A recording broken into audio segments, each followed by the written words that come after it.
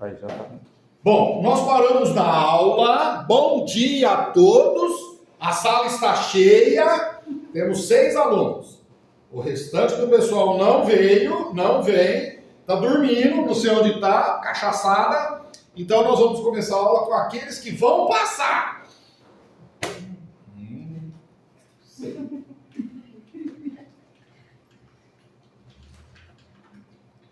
Adicional de RAT. Onde é que ele parou aqui? Adicional de RAT. Página. 104. Ah, nós estamos na 104. Ah, legal. Beleza. Tá, então vamos lá. Então é o seguinte. Quais são as obrigações, né, na medida de obra, na seção de mão de obra e na empreitada de mão de obra? Então nós temos duas situações distintas, né? A primeira delas diz respeito à empresa que toma o serviço, né, o tomador de serviço. Por que a gente fala empresa? Porque na realidade pode ser uma empresa que toma o serviço ou pode ser uma pessoa física que vai ser equiparada à empresa. Então, deverá reter sobre o valor dos serviços em nome da contratada. Então, é o caso da limpeza que a gente se referiu. Então, vamos supor que a EPC, né, vai contratar a LimpX. Então, o que vai acontecer? Quando a LimpX emitir a nota fiscal, ela já vai destacar, né, na nota e vai haver uma retenção por conta dessa. Então, o líquido aqui vai ser menor, por quê? Porque esses 11% do valor da nota vai ficar em nome da EPC e quando ela for fazer a GFIP, o que ela vai fazer? Ela já vai indicar o CNPJ da LimpX para que fique o saldo guardado em nome dela lá. Então, essa é a vantagem, né, de uma situação de uma tomadora de serviço, que é a contratante. Guardar a nota fiscal, GPS, GFIP e folha de pagamento da contratada. Muito bem. Do lado de lá, a prestadora de serviço, ela vai ter que destacar separadamente os 11%. Então, ela, na realidade, não é que ela soma isso na nota, ela tira. E vamos supor que aqui dentro dessa nota tenha materiais. Então, ela destaca o serviço, destaca os 11% retirando, e se tiver materiais, ela separa materiais de mão de obra, porque não pode haver a retenção de 11% sobre materiais. É só sobre mão de obra. Então, discriminar valores relativos a materiais e equipamentos. Veja que ele não fala destacar do ponto de vista de desconto. Ele fala destacar no sentido de mostrar, ó, discriminar. Então, vamos dizer que aconteça aí uma situação dele colocar lá uma... como é que chama aquela máquina de fazer limpeza lá? Esqueci agora. Enceradeira, né? Uma lavadora, uma máquina qualquer. Ele pode até discriminar. Produtos de limpeza, ele discrimina, mas ele não tira os 11% disso. Tira só da mão de obra. Elaborar a GFIP e folhas de pagamento para o estabelecimento ou obra contratada. E está falando de quem? Dele. Então, assim, os funcionários que trabalham para a LimpX, ela é uma empresa. E essa empresa vai ter aqui o quê? Ela vai pagar 20% sobre, ok? Salário, sobre as pessoas que prestarem serviço para ela vai descontar 11%, como se fosse um contribuinte individual, normal. Ela tem a característica de uma empresa. A única diferença é que ela cede mão de obra, ou ela faz empreitar com mão de obra, e neste caso a retenção é feita por quem contrata discriminado na nota dela. Poderá se compensar do valor retido quando o recolhimento das próprias contribuições excetuadas a terceiros. Então, o que acontece? Esses 11%, que é discriminado em notas fiscais de prestação de serviço, que aqui é uma nota fiscal de prestação de serviço, ele vai ficando acumulado no CNPJ dela. Então, a EPC contratou, Bradesco contratou, Banco do Brasil contratou, Prefeitura de Rio Preto, todos que contrataram ela. O que essa LimpX faz? Ela emite uma nota fiscal normal, que é uma nota fiscal dela, todo mundo vai reter os 11% sobre as notas e vai ficar de saldo no CNPJ. Claro e evidente que a gente vai perceber que ela vai ter muito mais dinheiro retido do que efetivamente ela vai recolher da guia. Porque os funcionários dela ganham mensais.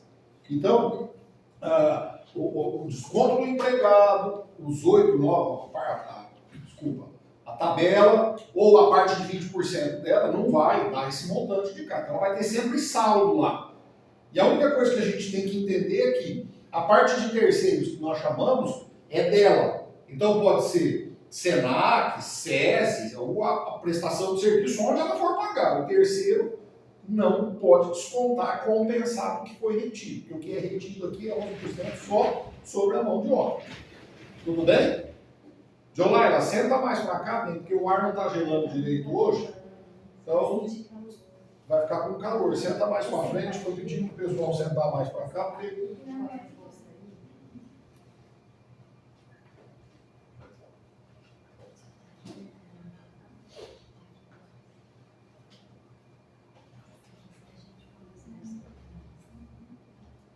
Bom, tudo bem? Entenderam? Você está com calor aí, querida? Tá bom? Você senta mais para cá. Agora é o seguinte, o que é uma contratação de serviços não enquadrado como cessão de mão de obra? Neste caso, não há retenção de 11% sobre o valor bruto da nota. E o contratante responderá solidariamente com o contratado pelo cumprimento das obrigações. Então, veja só, neste caso aqui, vamos pegar esse exemplo aqui. O proprietário, o incorporador e o dono de obra, o condomínio de unidade imobiliária. O que é unidade imobiliária? É apartamento. Cuja contratação da construção, reforma ou acréscimo. Então veja aqui, olha, quando ele contrata reforma ou acréscimo, o que vai acontecer aqui? Vai ter mão de obra. Então, que não envolva a mão de obra. O que ele quer dizer com isso? Ele quer dizer que nessa situação o sujeito contrata fechado. Então, a responsabilidade é sobre a execução de um todo. Então, neste caso, são solidários com o construtor. E este e aqueles com subempreiteira pelo cumprimento das obrigações. Então, assim, vamos dizer que seja aqui uma empresa, a IPC, contrata uma empresa X para executar um serviço aqui. E aí, eu digo assim, quanto fica o serviço? Aí ele diz, fica em 50 mil reais. Tá. Dentro deste serviço, tem mão de obra? Se ele disser, tem mão de obra, mas eu não vou te ceder. Então, significa que a EPC não tem nada com isso. Por que ela não tem nada com isso? Porque ele vai fazer o serviço cheio. Ele vai pegar aqui, quanto é? 50 mil. A EPC vai pagar 50 mil. E aí fica a pergunta, quem é responsável? Olha só, responsável é X. Por quê? Porque foi contratado um serviço fechado. E aí vem um texto que é aí que entra o perigo, que ele diz assim, o contratante responderá solidariamente com o contratado. Quando a nota fiscal de prestação de serviço é emitida para a EPC e tem cessão de mão de obra ou tem empreitada de mão de obra, aqui tem uma retenção de 11%. Então, o que significa? Significa que a EPC está segurando o dinheiro para passar ao INSS, cuidando da X. Quando eu não tenho os 11% retido, quem é que tem a obrigação? Fica só com a X. Então, o que a legislação fez? A EPC, então você quer ficar fora, quer ficar livre da situação? Você vai ser solidário. O que significa? Como você não reteve, você está de mão dada com ele. Se ele não pagar, problema seu, você paga. Então vocês são amigos, amiguinhos, estão de bracinhos dados. Quando ele fala proprietário, incorporador, dono de obra e condomínio, significa o que para nós aqui? Significa aquela situação em que, havendo mão de obra, alguém vai ter que recolher. E a pergunta é, vocês vão fazer isto juntos ou não?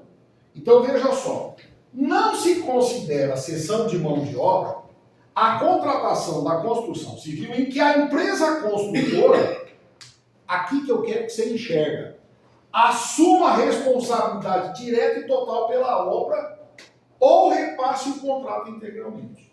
Então assim, a empresa IPC contratou a X. A X fez o quê? Fez uma subempreiteira. empreitada para Y. Quem é responsável? Então, você está dizendo que a empresa construtora assumiu a responsabilidade. Depois ela subempreitou para Y, então significa que X e Y são responsáveis. Tá, e a EPC? Então, a EPC, ela fica como solidária, porque não foi você que contratou? Então você deveria ter contratado cessão de mão de obra e empreitado de mão de obra. E aí nós precisamos entender, você é solidário ou você não é solidário? Então essa é a questão. O executor da obra é a X ou a subempresa. Deverá elaborar distintamente para cada estabelecimento ou obra de construção da empresa contratante, que eu posso ter IPC1, IPC2, folha de pagamento, GFIP, a guia, cujas cópias deverão ser exigidas pela contratante. Por que a contratante exige? Porque eu sou solidário. É aquela história do imóvel. A Jolaira compra um terreno e contrata a empresa do Zé para construir a casa. Aí eu falo assim, Jolaira, eu vou te cobrar 200 mil para construir sua casa. Você fala, beleza, eu te pago 200 mil. 50, 4 etapas.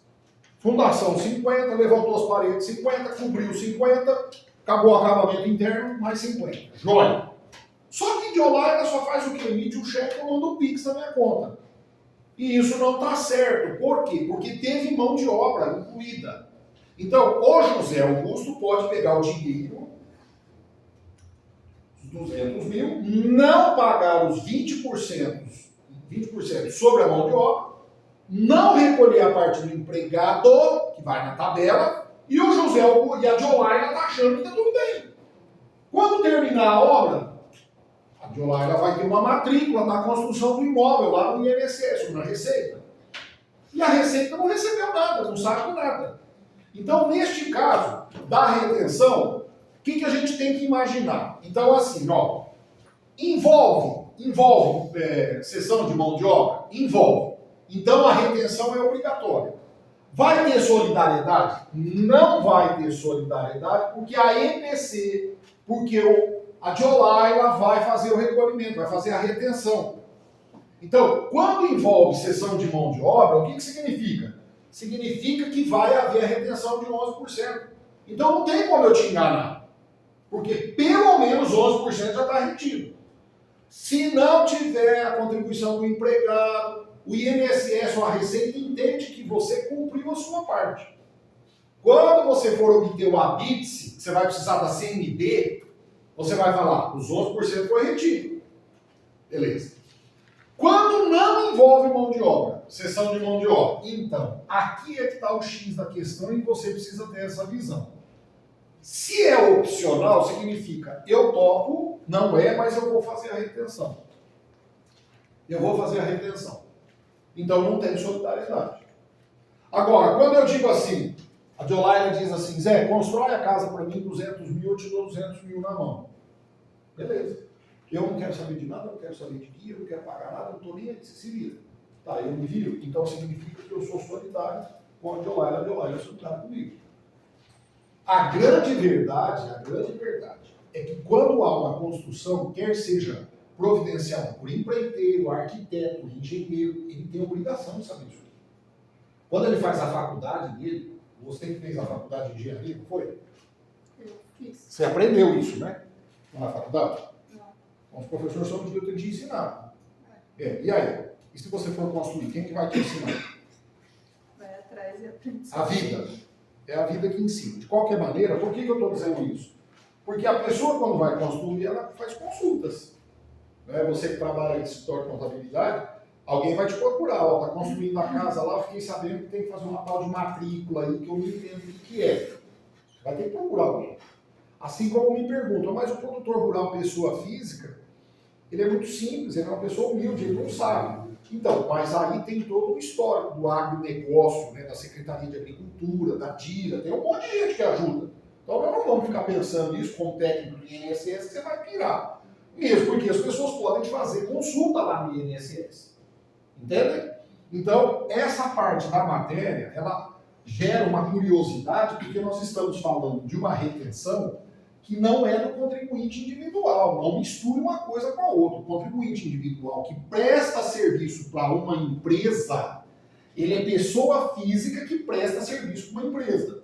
ou alguém equiparado, não é? Agora, quando eu estou falando de uma empresa que presta serviço para outra empresa, Zé, mas é um empreiteiro. Então, mas ele é empreiteiro e ele tem o quê? É essa a diferença que você tem que enxergar. Ele tem sob responsabilidade dele empregados. Então, por isso que eu digo que ele é equiparado. Porque o seu João é construtor. Tá, legal. Eu tenho um amigo que, durante um período aí, ele era comerciante. O que eles começaram a fazer? Vamos comprar terreno num monte de gente. Então, juntava 5, 6 compravam terreno. 5, 6 vão construir um prédio. E aí eu dividi o resultado do prédio. Então, muitas obras em Rio Preto foi feito assim. Na época do São Manuel, que é ali onde eu moro, muitos prédios foram construídos assim. Era um puta de um negócio. Porque você pegava lá em 6, 7 pessoas que têm recurso, não fica tão caro. E vai devagarinho colocando dinheiro, levanta, vende o prédio inteiro. Alguns ainda ficavam com unidades, 1, 2, 3 unidades para cada um, sei lá, e vendia o resto. Então, mas quem constrói? Essa é a pergunta que você tem que fazer. Quem constrói é a mão de obra. E a mão de obra tem que pagar salário. E é daí que vem o identificador de remuneração. Paga acreditado ou devido. Joia? Muito bem. O que significa elidir? Elidir significa encerrar. Então é o seguinte, a Diolaina está doida para saber se deu certo a construção da casa dela. Joia. Aí ela vai virar para o empreiteiro, que sou eu, José Augusto, e ela vai falar: ô José, eu te paguei 200 mil para construir a minha casa. Cadê os comprovantes de que você efetuou o pagamento? A partir do instante que eu entrego as guias na mão dela, a responsabilidade solidária vai embora. Por que vai embora? Porque pagou. Pela comprovação do recolhimento das contribuições sobre a remuneração dos segurados, incluído na nota fiscal, pela comprovação do recolhimento das contribuições incidentes sobre a remuneração dos segurados aferidas indiretamente, por quê? Porque tem os empregados lá. Então, eu tenho que pagar os 20% patronal, eu tenho que pagar a tabela dos empregados, eu tenho que pagar os terceiros, eu tenho que pagar contribuinte individual que prestou serviço na obra, porque de repente o empreiteiro não tem, por exemplo, um azulejista. Eu não tenho azulejista. E aí vai trabalhar alguém para mim: mas você é meu empregado? Não, é contratado free. Você só põe um azulejo. Então, neste caso, é um contribuinte individual, porque ele não entra em outro lugar. Ele não é segurado especial, ele não é trabalhador avulso, ele não é meu empregado, ele não é doméstico, só sobra um. Aquele indivíduo que presta serviço por conta própria. Então, neste caso, o azulejista entra aí. E aí, pela comprovação do recolhimento da retenção, se tiver solidariedade, né, eu preciso perguntar: essa solidariedade, ela existiu ou não existiu? Se ela não existe, então é porque teve retenção. Se ela existe, é porque não teve retenção. E aí, tudo isso comprovou, tá certinho, morreu o assunto, morre a solidariedade. O que eles fazem na prova para pegar os teletubbies distraídos? Ele troca a palavra solidariedade por subsidiariedade. E eu já falei qual a diferença. Solidariedade, estamos na mesma linha. Eu e você estamos na mesma condição. Se eu te disser subsidiariedade, vai acontecer isso aqui. Então eu vou ter uma situação diferente da outra, né? Muito bem. Exclui da responsabilidade solidária perante a Seguridade Social. Então, olha que interessante. O adquirente do prédio ou unidade imobiliária, com operação feita pela empresa de comercialização, como incorporador de imóveis, estes são solidários como construtor. Então, eu estou dizendo aqui que tem 3 pessoas. Eu vou usar o exemplo da Charlene, que contou que está construindo lá, né? Então, vamos colocar aqui, né? A Charlene, a empresa que vende o negócio e a empresa que executa o negócio. Percebe a diferença dos 3? Essa empresa que vende, ela pode ser uma imobiliária, um grupo imobiliário. Então, vamos dizer que seja a MRV. Então, a MRV, ela vende. Imobiliária Redentora, vende. Tá. E quem executa? Quem executa pode ser uma empresa ou pode ser um, mesmo que seja, tá? Empreiteiro. O que vai acontecer com esse empreiteiro? Ele é uma pessoa física, mas ele é equiparado à empresa, porque ele tem empregados.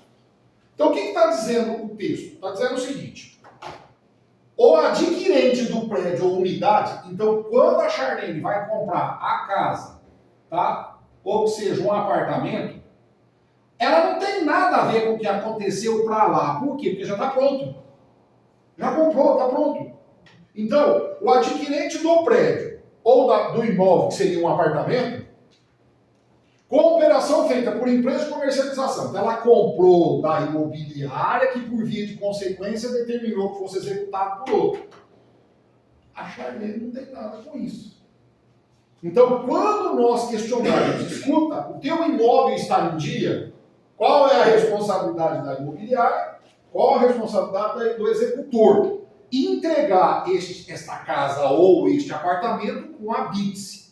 Vai entregar na mão, vai dizer, ó, tá pronto, tá tudo certinho. Tudo bem? Conseguem visualizar isso aí? Então tá. Responsabilidade pessoal e solidária pelo recolhimento das contribuições. Ocupantes de cargo de direção. O que acontece aqui? Acontece uma situação interessante aqui, que é o seguinte. Quando a empresa é montada, tem alguém que exerce o cargo de direção. E o que esse cargo de direção vai trazer para nós?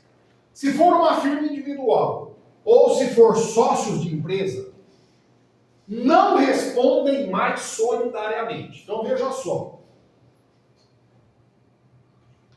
Com os seus bens pessoais, pelos débitos junto à secretaria, mas respondem de forma pessoal. Então peraí. O que significa estar na condição de solidário e o que significa estar na condição pessoal? Se é solidário, a Receita Federal vem para cima de qualquer um dos dois. Pode vir para cá ou para lá. Ele vem em cima dos dois. Quem tiver, ele pega. Só que ele está dizendo aqui que esse diretor, ele vai responder sozinho com os bens dele. Então você quer dizer que se ele tiver um carro, se ele tiver uma chácara, aí a história do que é alienável ou não é alienável, em virtude de atos praticados na condição de administrador que resultem excesso de poderes ou infração à lei, ou ao contrato ou ao estatuto. Então ele está tentando dizer o seguinte: o diretor agiu com sacanagem, o diretor agiu de forma a lesar a empresa. Eu não sei se vocês conseguem enxergar o que é uma sociedade. Uma sociedade empresarial, ela tem duas formas de criação. Então deixa eu só pôr um parênteses aqui que fica mais fácil para vocês entenderem. Né? Quando eu tenho uma sociedade que é chamada sociedade pessoal, o que importa é o que cada um é. Então, A e B são dois amigos que querem construir uma sociedade chamada AB. O que eles fazem? Esse aqui pega dinheiro, esse pega dinheiro e montam A e B com o dinheiro dos dois e vai dar dois recursos lá. Isso é uma sociedade de pessoas. A e B são pessoas importantes. Nós estamos juntos e cedemos cada qual para a sociedade nosso dinheiro. Então, a partir de agora, a sociedade anda por suas próprias pernas, mas ela não é física, ela é jurídica. Então, significa que alguém aqui tem que administrar isso fisicamente. Evidentemente que quem vai administrar será A e B. Então, quando a gente diz que a empresa faliu, não é a empresa que fale.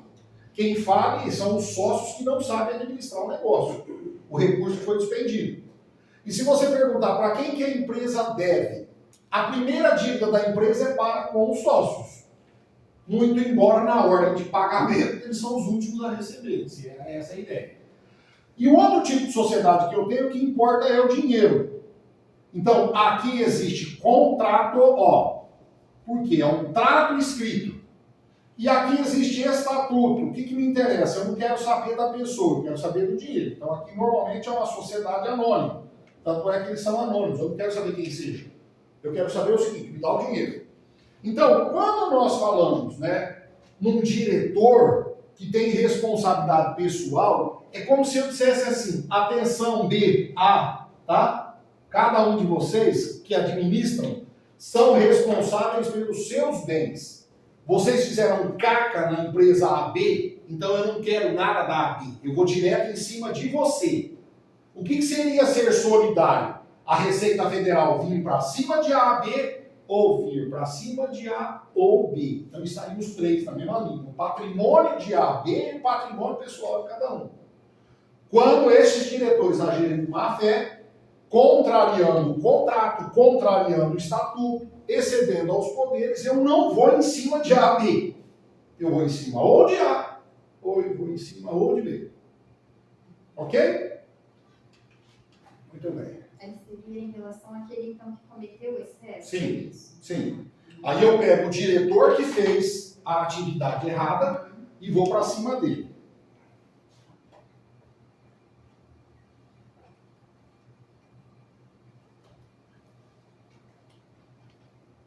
Muito bem. Empresas que integram grupo econômico. Ué, se é um grupo, imagina-se que todos estejam com responsabilidade idêntica.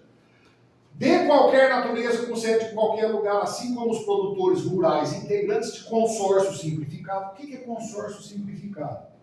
Eu tenho 5 propriedades que vai de Badibacite até Mendonça, que resolveram fazer um consórcio. Então nós juntamos, criamos uma pessoa para cuidar e nós produzimos tudo e essa pessoa vende, comercializa, negocia, paga impostos, paga empregados, ela faz tudo. Então, respondem, entre si, solidariamente. Por quê? Porque existe lá, no caso do consórcio, várias empresas, né? E estamos juntos. Então ele está dizendo que quando isso aqui virar um grupo, tá? E vamos dar o nome de grupo Y, que seja assim, cada um per si, ou por si, vai ser responsável pelo grupo. Grupo econômico se dá quando 2 ou mais empresas estiverem sob direção, controle ou administração de uma delas, compondo um grupo industrial, comercial ou qualquer outra natureza. Vocês já ouviram falar em holding? O que é a holding? É uma empresa criada, é isso aqui, a holding é isso. É uma empresa criada para cuidar de outras empresas. É o caso da Rodobens. A Rodobens ela tem vários grupos, várias empresas. E ela tem uma holding que cuida de tudo. Beleza? Então os integrantes da holding são responsáveis entre si, por si, para cuidar do negócio do grupo. Beleza? Beleza. Operador portuário, lembra dele? Então, mas o operador portuário está em Santos, que seria, na realidade, a empresa que cuida do porto de Santos. E o OGMO é o intermediário. A partir do instante que esse negócio é realizado e tem essa intermediação, são solidariamente responsáveis pelo pagamento das contribuições e demais obrigações, inclusive as acessórias, sendo proibida a invocação de benefício de ordem. Presta atenção que você vai entender o que é o tal do benefício de ordem. O seu João vai alugar um apartamento para a Maria. Então, vocês vão aluguel, né? Você vai entender o que é o benefício de ordem, aluguel. Então, olha lá, tá. O seu João versus Maria. Aí o seu João vira para a Maria e fala assim, eu quero uma garantia que o aluguel vai ser pago. Aí a dona Maria cria um afiador, é isso? Ela cria um afiador, que é um afiador de faca. Claro que não, né? Ela só arruma um fiador. Quem vai afiar é faca. Então cria um fiador. Aí o dono do apartamento vira para a dona Maria e diz assim, dona Maria, a senhora não pagou o aluguel deste mês. Tá. Ele cobra do fiador primeiro ou cobra da dona Maria? Da dona Maria. Então significa que o fiador tem um benefício de ordem. O que significa? Você não pode cobrar primeiro de mim. Cobra da Maria. Se a Maria não te pagar, você vem para cima de mim. Então o que acontece no operador portuário e no OGMO? Não venha com benefício de ordem. Significa o quê? O operador portuário repassa, lembram disso? As contribuições previdenciárias, os pagamentos, a folha de FIP, passa tudo para o OGMO. Se o OGMO não fizer, a Receita Federal vai dizer assim, ó, o operador portuário, tá? Eu vou para cima de você. Ou eu vou para cima do OGMO. Então, o que significa não ter benefício de ordem? Significa que a Receita Federal não tem que se obrigar a seguir uma ordem. Ela vem para cima do operador portuário ou ela vem para cima do OGMO porque eles são solidários. Azar de vocês. vocês tinham a obrigação de cuidar, e aí cada um de vocês tem esta ideia do que tem que ser feito. Se não fizeram, eu vou para cima dos dois. Tudo bem? Muito bem. Administradores de autarquias e fundações públicas, Rio Preto Prev. Lá vai. Criadas e mantidas pelo poder público, empresas públicas, sociedade de economia mista, sujeitas ao controle da União, Estado, Distrito Federal e Município. Então eu vou pegar aqui Rio Preto, tá? Município. Então, a Rio Preto Prev, ela é uma autarquia municipal. Então ele está dizendo que se encontrar em mora, então a Rio Preto Prev, com relação à previdência, o aspecto dela, ela não recolheu a parte dela. Está em mora por mais de 30 dias, a prefeitura torna-se solidária com ela pelo pagamento. Então significa que se a autarquia for federal, estadual, municipal, quem tem a obrigação de suprir a dívida do outro é quem criou. Beleza? Tudo bem? Nota importante. Só há responsabilidade solidária nos casos em que, pode grifar, exista expressa previsão legal. Então, é o seguinte, nós não temos uma disposição... Você trouxe a apostila errada? Não, tá aqui. Hã? Não, porque outro dia você trocou, né? Sim. São exemplos de situações onde não há responsabilidade solidária. Contratação de serviço por intermédio de cooperativa de trabalho, ou no caso da retenção de 11%. O que eu quero dizer com isso? Numa hora de prova, se ele colocar para você que em qualquer hipótese pode haver responsabilidade solidária, você vai dizer que está errado. Por quê? Porque não é qualquer hipótese, é só onde haja determinação legal. E onde não tiver determinação legal, pode ser opcional, que é o caso da cessão de mão de obra, empreitado de mão de obra, é opcional. Então, cuidado com essas frases, né? Porque de um modo geral isso pode acontecer, né? E você vai passar batido, você não vai vir. Tudo bem? As ME e EPP, optantes pelo Simples, que prestarem serviço mediante cessão de mão de obra ou empreitada de mão de obra, não estão sujeitos à retenção, né, sobre o valor bruto da nota. Por quê? Porque a EPP e a ME, elas possuem um faturamento pequeno. Então, o fisco não vai ficar correndo atrás deles, né, do ponto de vista de exigir isso, que demanda muito esforço. E é a menor parcela, né, vamos dizer, de risco para a Receita Federal. Porque as empresas grandes que têm um faturamento muito alto, né, elas acabam produzindo, pela sonegação, um prejuízo maior para a Receita. Então a Receita prefere despender toda a necessidade de cuidar das grandes do que das pequenas. Beleza? Muito bem. Situações de dispensa da retenção. Quando o valor da retenção de 11% sobre a nota for menor que o valor mínimo, por exemplo, se eu tiver que fazer uma retenção na nota fiscal de menos de R$10, pelo amor de Deus, não paga nem o papel. 2. Quando os serviços forem prestados pessoalmente por titular ou sócio, e o faturamento do mês anterior foi igual ou inferior às 2 vezes o limite máximo do salário. Então, se for até 14 mil, menor de 14 mil nos 2 meses, tá? Ou no mês anterior, também não precisa fazer a retenção. E quando os serviços profissionais relativos ao exercício de profissão regulamentado ou treinamento, desde que prestados pessoalmente pelo sócio. Então, assim, se o sócio, ao invés de ceder a mão de obra, ele vai lá para fazer, então não precisa reter, porque ele é responsável e ele tem que recolher. Então, são essas 3 hipóteses aí. Tudo bem? Até aqui, tudo em ordem? Então, assim, como eu falei para vocês, nós estamos tratando sempre de tópicos, né? Estamos falando de tópicos. Agora nós vamos entrar no que nós chamamos, presta atenção, reembolso, restituição, compensação. São 3 situações distintas. Embora possa parecer tudo igual, não é. Então, reembolso,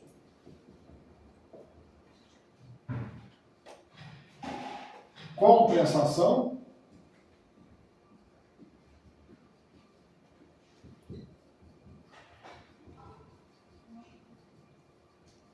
restituição. Então vamos lá para o primeiro, reembolso. Procedimento pelo qual a Receita, olha a palavrinha-chave, ressarce. Então, se aqui é um ressarcimento, me dá a ideia de que alguém já pagou. Pagou e eu estou devolvendo. Ressarce a empresa ou equiparado de valor de cotas de salário família e salário maternidade. Por que acontece isso? Imagina que dentro da minha empresa, né, eu tenha... Bom dia! Bom dia. Boa tarde, né? Boa tarde. São 10:50 já, né? Ó, o ar aí no fundo não tá pegando, tá? Então, se vocês quiserem sentar mais pra frente aí, que o ar tá... Eu vou trazer para a sala de aula, eu vou trazer uma água para olhar o rosto. Se você continuar dormindo aqui, comadre, eu vou tacar apagador em você. Ela tá dormindo sentado do teu lado aí, ó. Tava o pó da rabiola, ela tá. Assim, ó. Fazendo esse movimento aqui. Essas cachaceiras da noite aí. Oh, Jesus. Então é o seguinte. O que acontece nessa hipótese aqui, né? Eu tenho salário família para pagar para o Marcelo, para o Alexandre, para o fulano, para o Beltrano. Aí o que o INSS faz? Manda ele receber lá. Vai lá receber. Você já imaginou cada funcionário indo lá no INSS para receber ou o salário família ou o salário maternidade? Ia ser um inferno. Então, qual foi o acordo feito pela Receita, né, com essas situações? Ó, empresas, paguem salário família e salário maternidade. Quando você estiver fazendo a sua guia, você coloca todas as suas responsabilidades que você vai pagar e aqui embaixo você desconta o salário família ou o salário maternidade. Você tira isso da guia. Então, na realidade, o que nós estamos fazendo é que a empresa paga o salário família para os empregados e quando a empresa vai pagar o INSS, ela desconta. E esse desconto é uma forma de ressarcir. Então, o reembolso poderá ser efetuado mediante dedução no ato do recolhimento das contribuições devidas. Então, isso aqui é tudo dívida da empresa para com o INSS, para com a Receita. Só que eu já paguei salário família e salário maternidade para os empregados. Então, eu vou descontar, tá? Já paguei. Então, a palavra compensação e restituição aqui fica totalmente fora, não é isso. Eu estou ressarcindo, ok? É diferente. E aí ele diz, o reembolso poderá ser efetuado mediante a dedução, como já foi dito, quando o valor a deduzir for superior às contribuições, então vai dar zebra. Mas como assim? Superior às deduções, né? Por alguma razão, no pagamento do benefício, aquela parte lá, mas acontece que o salário maternidade não tem teto. E é verdade, não tem teto mesmo. Ele pode ir até o valor do ministro do STF lá, que é uns 40 e poucos mil hoje. Então, no salário maternidade, de repente, se a mãe recebe um salário muito alto e a empresa, por alguma razão, tem a dedução, né, ser maior, fica no mês seguinte. Então, ele diz lá, poderá deduzir o saldo no recolhimento dos meses subsequentes. Então, a grande verdade, ou pode pedir um reembolso direto. Então, é essa a questão. Muito bem. Caso o sujeito passivo não efetue a dedução na época própria, as importâncias poderão ser compensadas ou objeto de requerimento de restituição. Então, veja só, já mudamos de figura. Ó, caso o sujeito passivo, então, sujeito passivo, gente, entenda, devedor, não efetue a dedução. Ele esqueceu aqui, tá? Aqui não deu certo, ó, esqueceu. O que ele faz?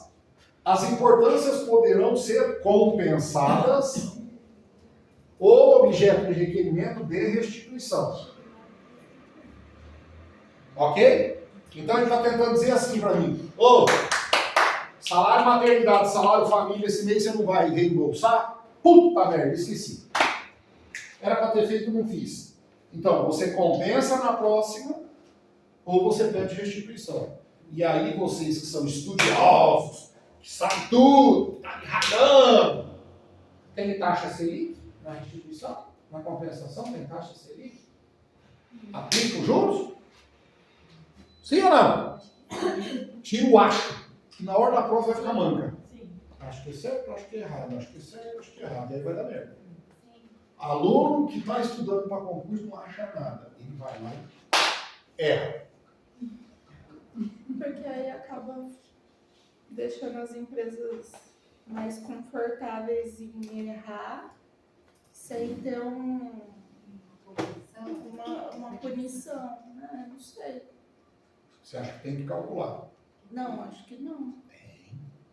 A Selic? Sim, aplica quando restitui, faz a correção, porque não é justo que eu cobre de você quando você erra, né? Então, numa situação que você já pagou, você já usou o seu dinheiro, não esqueça que você já pagou, né? Ou você não fez a destino. Porque o que é esquecer o reembolso? O dinheiro já está na mão. Vamos pegar o caso da Angelina. A Charlene paga salário família para a Angelina. A empresa paga. Então, a empresa já pagou o salário família para a Angelina. Só que eu esqueci de reembolsar no INSS. Mas o dinheiro já está lá. Então, eu já gastei o meu dinheiro. Então, é nesse sentido. Quando a gente vai pedir restituição ou compensação, tem que usar a taxa Selic. Beleza? Tudo bem. Vamos continuar aqui. O valor das cotas de salário família ou das parcelas de salário maternidade só poderá ser deduzido das contribuições devidas à Previdência. Como assim? É que nós não estamos falando da Receita Federal? Sim. A Receita Federal tem imposto de renda. A Receita Federal tem imposto de exportação, imposto de importação, PIS/COFINS, PML, vai. Sendo proibida a dedução das contribuições arrecadadas pela Receita para outras entidades ou fundos. Sim. Como é que a Receita Federal vai controlar isso aí? Né? Então, na realidade, quando é salário família e salário maternidade, só pode ir na GPS. Não pode descontar de outro lugar. Ah, o contador errou. Já foi. Tudo bem? Restituições e compensações. Então vejam só. Recolhimento indevido.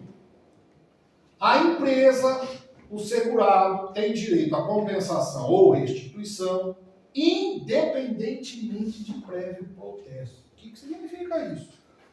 Eu não vou chegar na Receita e falar, paguei a mais, precisa compensar, você precisa me devolver. Não, a Receita não quer isso. Basta a identificação do valor pago a maior, onde? Na GFIP.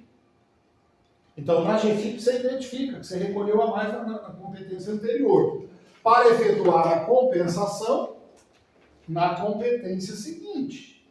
Mas eu esqueci. Puta merda, eu esqueci, era para ter feito a compensação e eu não fiz. Então, aí eu vou ter que solicitar a restituição.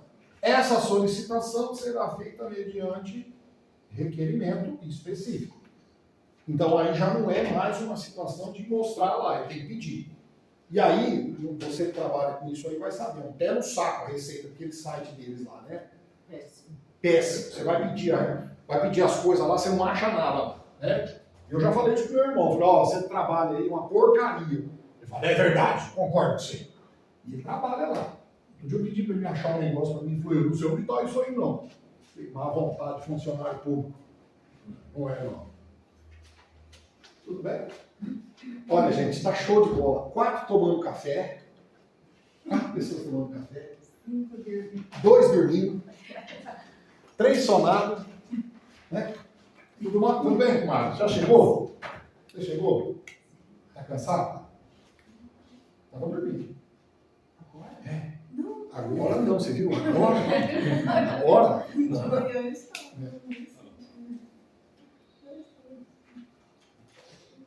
Acordei 6 horas da manhã hoje.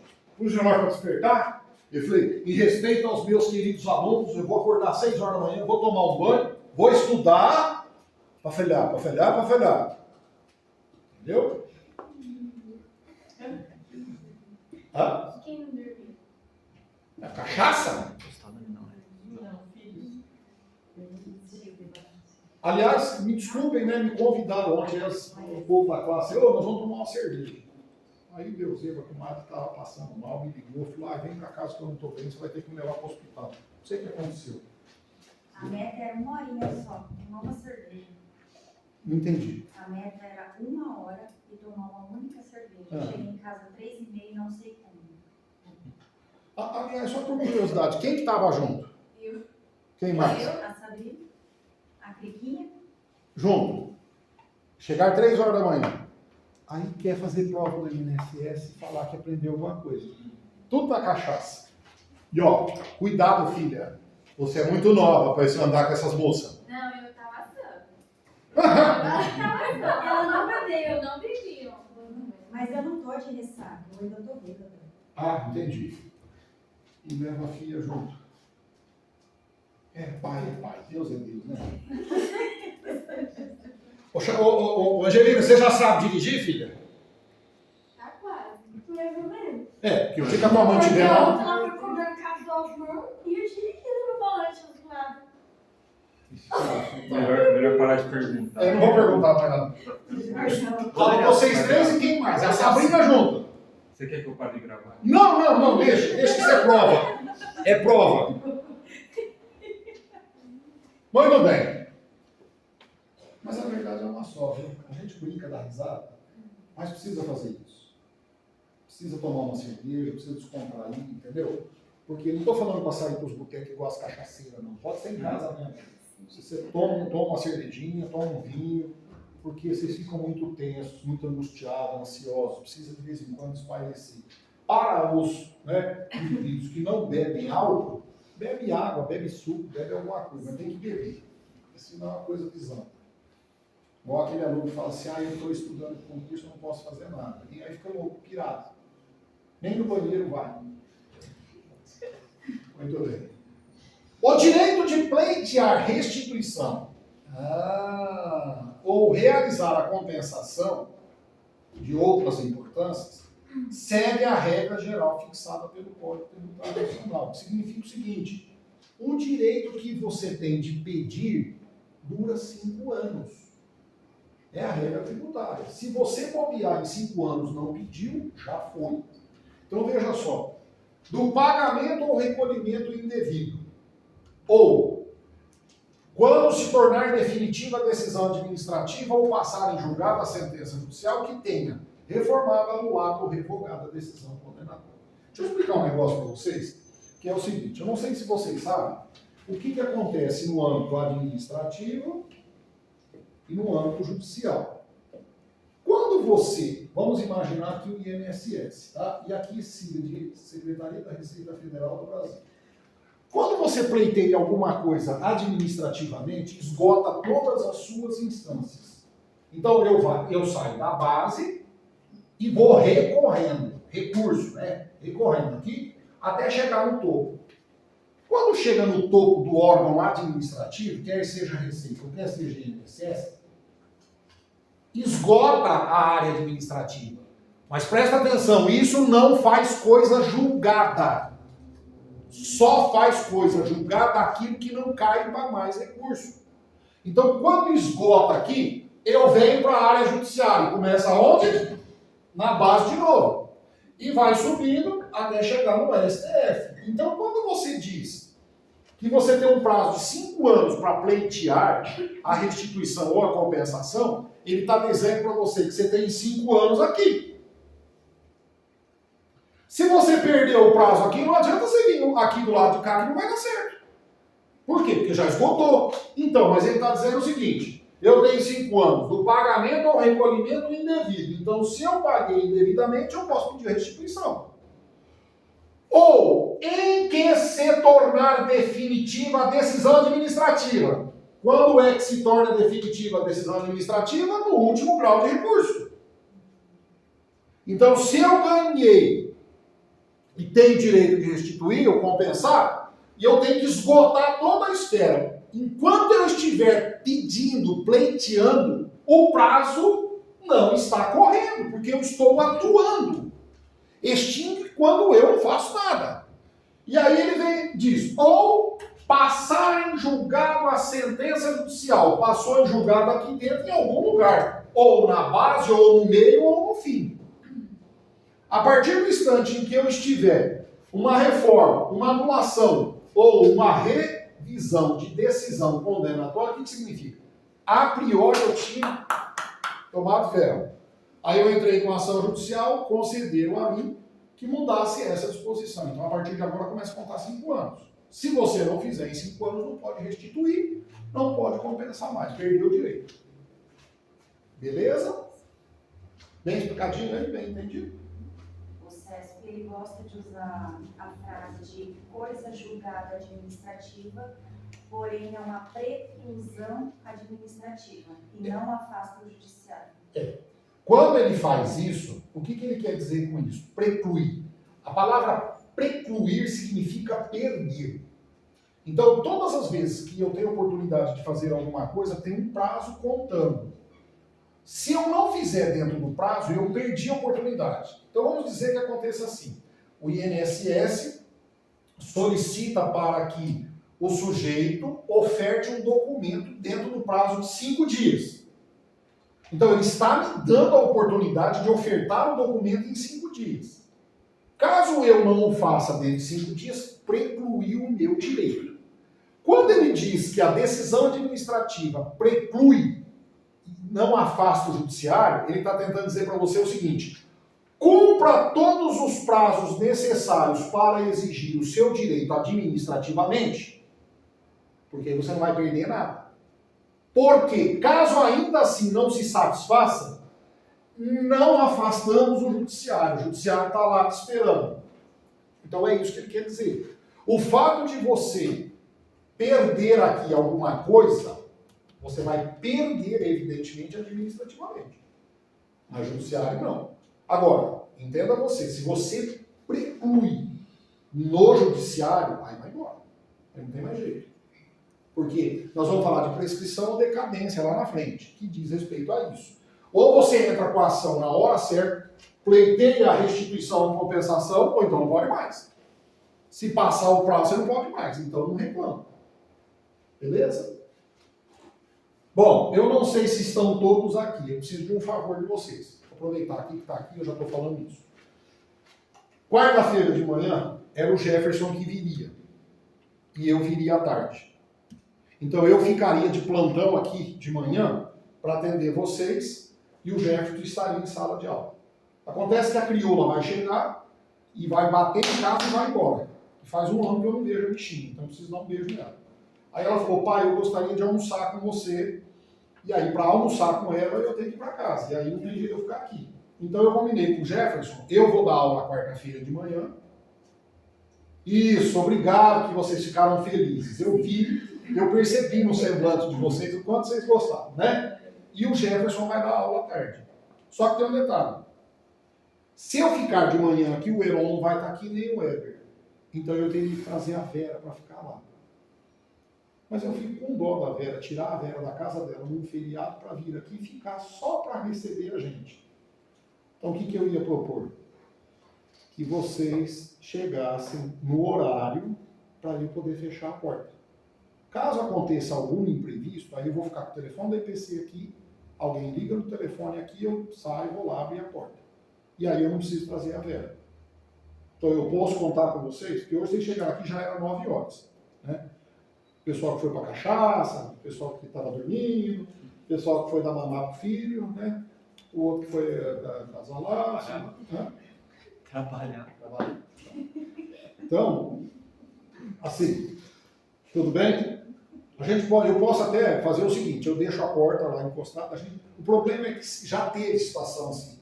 O cara abriu a porta sorrateiramente e levou 2 celulares que estavam no balcão.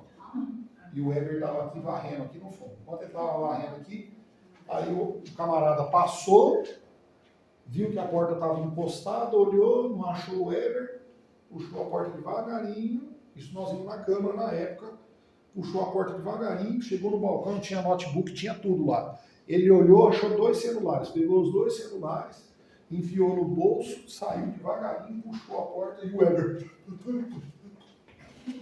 Aí nós ligamos para ele, não atendeu, liguei no celular dele e falou: Weber, tô tentando falar com você, cadê o celular do EPC? Não tô achando.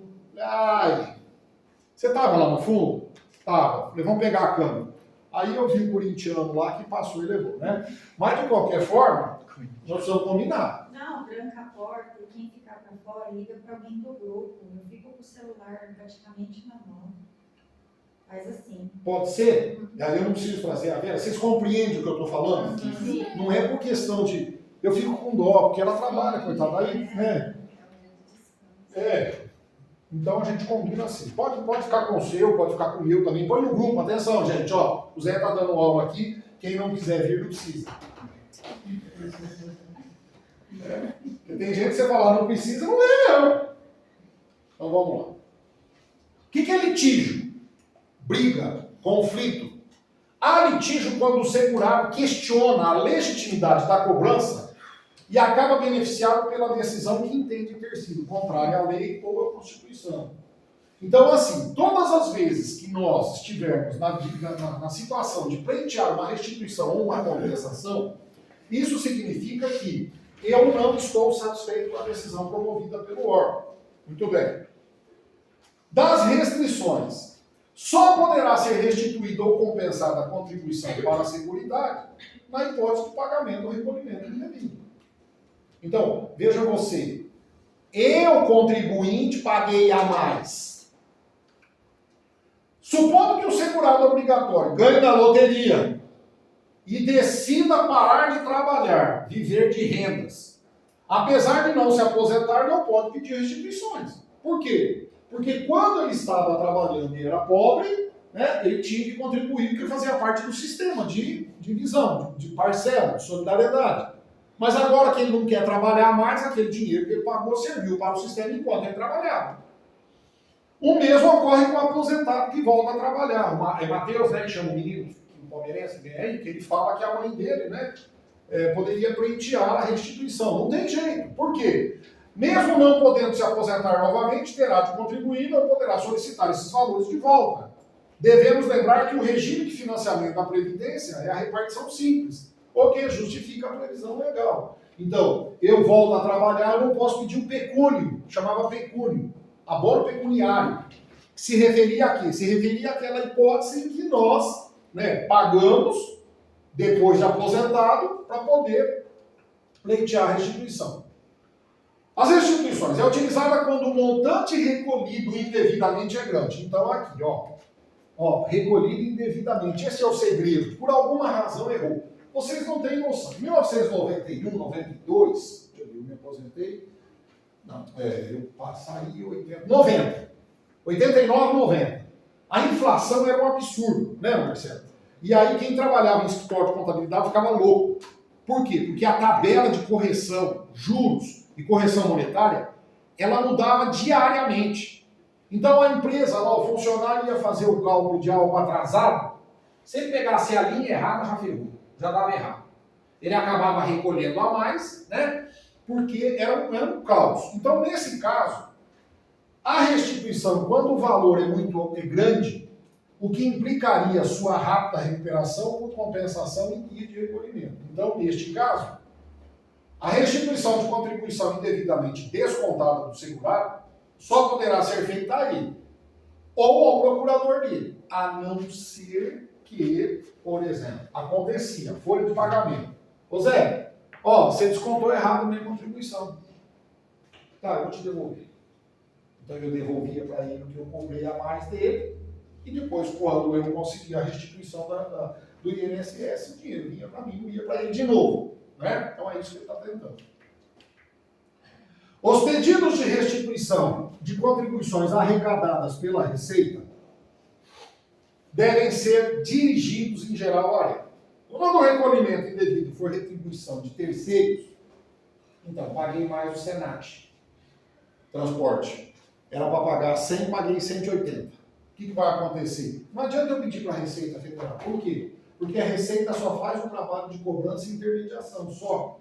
Então, se você pagou a mais, o dinheiro já está na mão do Senat. Vai lá no Senat, pede direto para ele que você pagou a mais.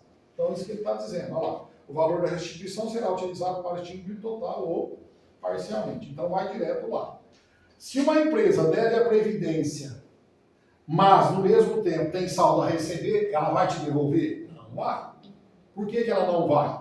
Porque se você deve e ela tem dinheiro para te devolver, ela faz uma compensação. Não, no primeiro caso não tem compensação ali no terceiro? Não. Não. Ela entende que ficaria uma situação de ela correr atrás de coisas que são suas. Porque ela só fez a intermediação do recebimento. Onde é que está isso? Na GPS. Quando você paga a guia, lá na guia de GPS, tem toda a discriminação. E tem um campo lá específico que são os terceiros. Então ela recebe de você, pega esse dinheiro e passa para o terceiro. O dinheiro já está com o terceiro. Ela só repassa. Então, neste caso, seria muito, né, exigir que ela ficasse tratando dessa situação. Né? O erro não foi meu, nada a ver com isso. Na verdade, por aí. Eu não quero. Né? Compensação. Só poderá ser feita com contribuições da mesma espécie, com o mesmo sujeito ativo, com o mesmo sujeito passivo e no mesmo destino. Então, é isso que ele está dizendo. Eu só compenso coisas que são relacionadas a uma situação idêntica. Então, eu sou o devedor, a Receita Federal é o credor, o valor se refere à contribuição social previdenciária, então é só. Não poderia ocorrer a compensação entre COFINS, Imposto de Renda, CSLL, nada a ver, né? Com as da folha de pagamento. O valor a ser restituído ou compensado está aqui. Beleza? Aquilo que nós falamos, a ser restituído ou compensado. Por que no reembolso não tem acréscimo? Porque o reembolso é exatamente o valor que você pagou, então ele não tem acréscimo mesmo. Não tem lógica ter acréscimo aí. Ok? O valor a ser restituído ou compensado continua corrigido pela taxa Selic, acumulada mensalmente, a partir do mês subsequente ao pagamento indevido ou a maior que o devido até ao mês anterior da compensação de instituição, mais 1%. Então, do mesmo jeito que cobra-se, né, que esteja pago o valor dentro daquela ideia, né, de dívida, quando a Receita me deve, eu também quero que seja corrigido. O que seria muito justo. Tudo bem? O sujeito passivo, quem é o sujeito passivo? É o devedor. Que apurar crédito, inclusive os judiciais, com trânsito em julgado, relativo a tributo ou contribuição que a Receita administra, passivo de restituição ou ressarcimento, poderá utilizá-lo na compensação de dívidas próprias relativas a quaisquer tributos e contribuições administrados pela Receita. Olha só que interessante. Eu posso dizer para a Receita, ó, Receita, como eu te paguei a mais, você tem que me restituir, eu autorizo que você desconte daquilo que eu te devo em outras coisas. Ele está dizendo que ele pode pleitear. O saldo remanescente em favor dele poderá ser compensado nas competências subsequentes, inclusive 13º, exceto obras de construção civil. Então, se eu sou devedor e eu tenho coisas para receber, ele está dizendo que eu posso pleitear a Receita que faça a compensação. Mas, como nós já vimos, tem que ser das mesmas coisas. O que não dá para fazer? O que não dá para fazer é obra de construção civil. Por quê? Por causa da retenção dos 11%. O valor total a ser compensado deverá ser informado na guia de recolhimento, né, e na GFIP. Tudo bem? Muito bem. Bom, então até aqui eu gostaria que vocês me dissessem se está tudo em ordem. Tudo bem? Deixa eu só perguntar a título de curiosidade, né? Eu não tenho visto vocês me questionarem sobre a matéria. Então, assim, a gente faz os exercícios. Aqui dentro da sala, uma ou outra pergunta. No meu WhatsApp, lá, no meu e-mail, não tem vindo. Então, eu preciso perguntar enquanto está tempo. Acho que nós estamos na 8ª aula, é isso? Acho que é a 8ª. Essa aula de hoje acho que é a 8ª, né? Se eu não estou enganado. Então, nós temos mais 6 aulas, são 14, né? E, então, assim, qual a dificuldade que vocês estão tendo? Tempo. Tá. Beleza. É que assim... Eu acho que um pouco é a velocidade. Aqui? Todo tempo. Não. Tudo é bem rápido, porque a prova É porque está sendo necessário, né? Fazendo um ritmo mais Mas Então, é que assim, ó, deixa eu te explicar. Ontem, eu fui dar aula na turma da noite. Direito penal. O que acontece com direito penal? Se eu rascunhar na lousa, ontem eu cheguei 6 horas da tarde e enchi a lousa. E trabalhei até as 9 com a lousa rascunhada. Depois do intervalo, eu tive que rascunhar ela de novo.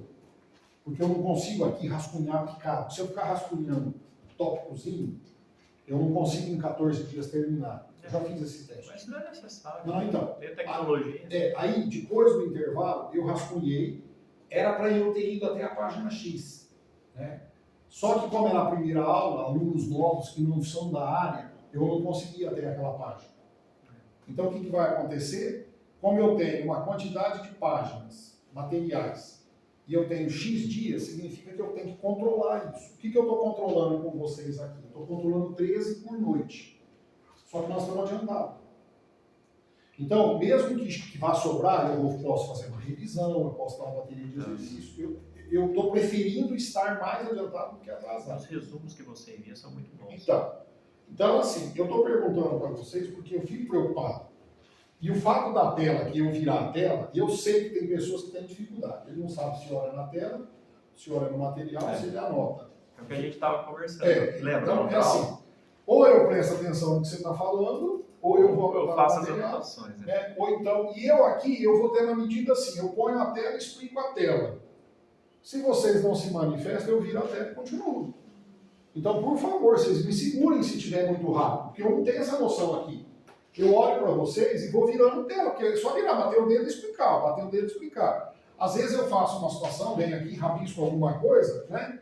Então, por favor, se estiver muito rápido, eu preciso que vocês façam isso, porque senão eu não tenho identificador, né? E a gente fica com uma sensação ruim, né? Você fala, puta, né? Parece que está jogando a matéria. Né? E não é isso, é porque, infelizmente, eu gostaria de ter 20 dias para trabalhar com essa matéria, né? E gostaria de ter uns 6 meses para trabalhar os 20 dias, com antecedência, aí daria certo, né? Então, é essa a ideia, me perdoe. Bom, agora nós vamos tratar de um negócio interessante que é assim, ó. Crédito previdenciário. Então eu fico assim, ó. Você sabe a diferença de débito e crédito, né? Então, para nós aqui, significa o seguinte: o sujeito passivo,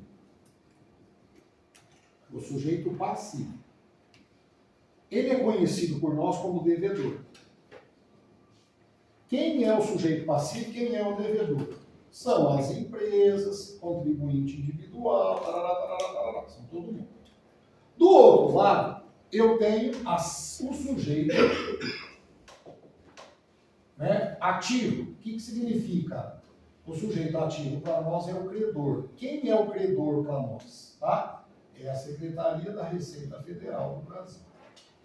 Só que a Receita Federal, como nós já falamos, ela confia na gente. Ela acredita que nós façamos a coisa certa. Então ela fala assim, ó, eu vou fazer uma homologação. Eu vou homologar. Eu vou fazer essa homologação de que forma? Eu vou homologar ela, tá, de uma maneira que seja em razão da GFIP, em razão do pagamento. Então, o que eu quero dizer com isso? A Receita Federal, ela dá um voto de confiança para a gente. Só que se você não fizer a coisa certa, ela vai partir para cima da gente. Então, quando eu digo para você que a Receita vai constituir o crédito para promover uma execução, significa que este grupo de cá falhou em algum lugar.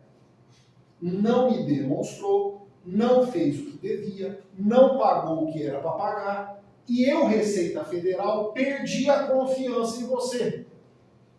Então agora, como eu não confio em você, eu vou ter que constituir a dívida. Eu vou ter que provar que você deve porque você me enganou. Então como é que eu faço para provar que você me enganou? Eu vou ter que te buscar. E para te buscar, eu vou ter que ter elementos diante do que você fez para eu identificar. Então, eu posso ter várias hipóteses. A primeira delas seria assim.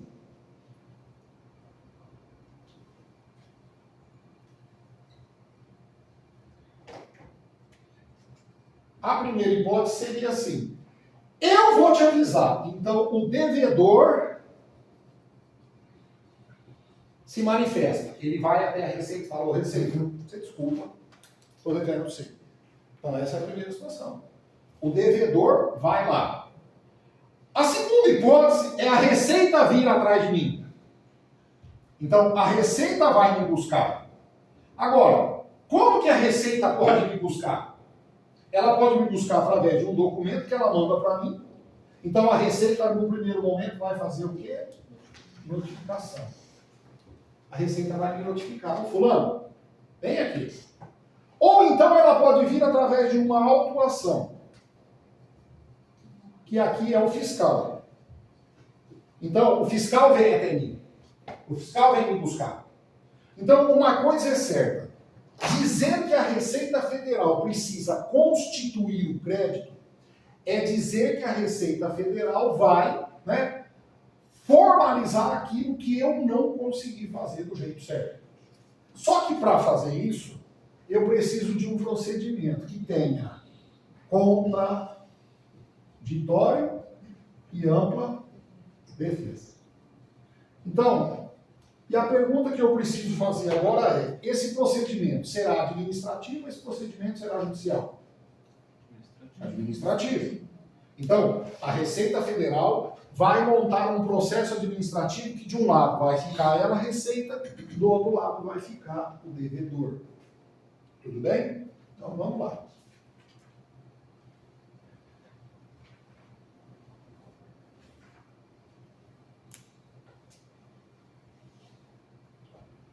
Quanto ao procedimento fiscal, que são as auditorias promovidas, né, com relação às contribuições previdenciárias, eu tenho. Como é que começa o negócio? Então eu tenho que ter um termo de abertura. Da onde foi que a Receita Federal descobriu que eu estou devendo?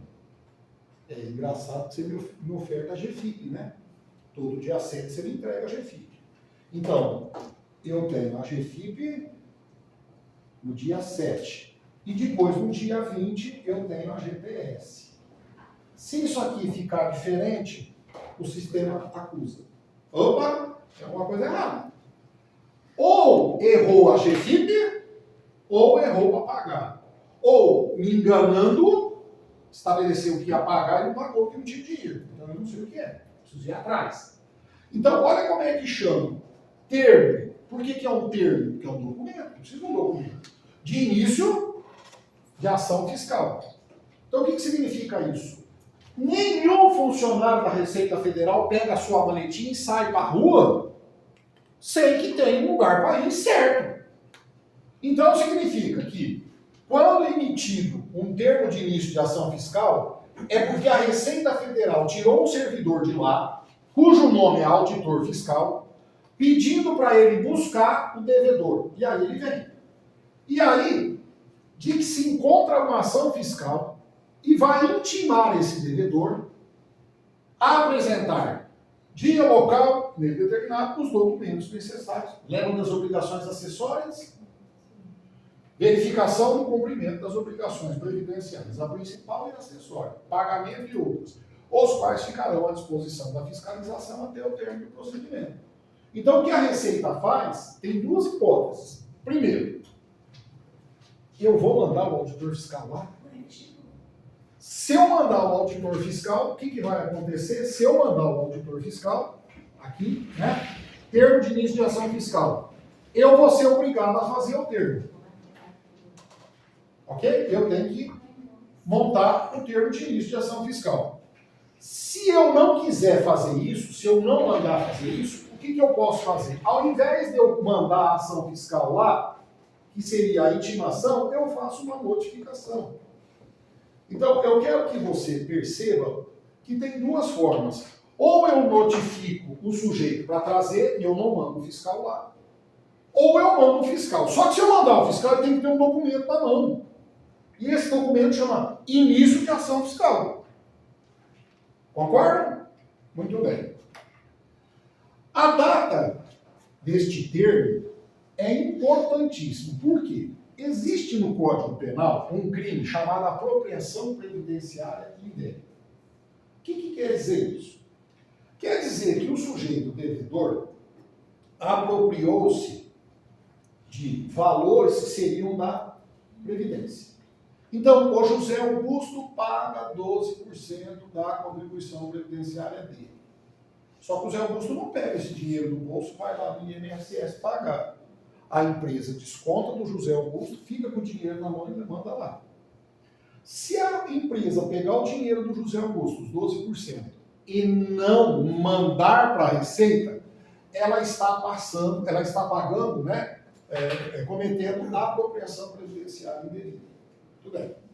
Então, por que é importante o TIAF? Porque em 2000, quando criaram a apropriação indébita previdenciária, eles agiram de má fé. Por quê? Para forçar o devedor a pagar a contribuição previdenciária, o que eles fizeram? Eles disseram assim: caso você pague antes da hora, extingue a pena. Então, antes do início da ação fiscal, se você pagar, extingue a pena. É uma forma de forçar o cara a pagar e não ter ação fiscal. Só que, em vez de fazer isso lá na área tributária, fizeram isso dentro do crime. Então, é como se eu dissesse para o devedor assim, ó, paga logo, senão você vai ser punido por crime.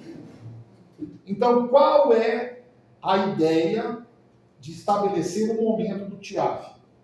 É porque a partir do momento que eu te notifico, você perde a espontaneidade de pagar.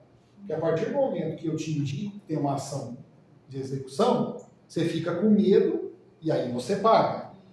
Então, se você ficou com medo e pagou, você não fez espontâneo, então você não tem benefício. Então, por que ele diz que a data e hora do TIAF são fundamentais? Porque são eletrônicos. A hora que a Receita Federal emite o TIAF, o devedor perdeu a espontaneidade, não vai poder alegar que está pagando agora, porque ele sabia que estava devendo. Não, você está pagando agora porque foi aberta uma ação fiscal contra você. Então você está agindo de sacanagem. Após a notificação, então, ou eu mando o fiscal lá, ou eu notifico.